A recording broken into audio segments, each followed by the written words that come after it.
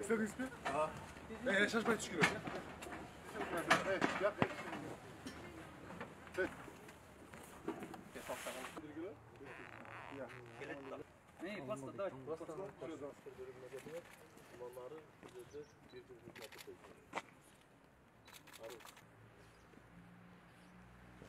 Бүгүнкү күнгө эртең менен саат 10-дон баштап аскер бөлүк 128 аскер бөлүгүнө жаш жоокерлер келип кабыл алдык. Аларды адаттагыдай аскер мончосуна түшүрдүк.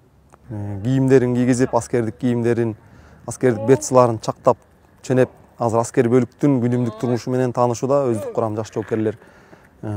Ысык көл Нарын областынан, Чүй областынан, Чүй областтардын ичинен, райондордон келди жоокерлер.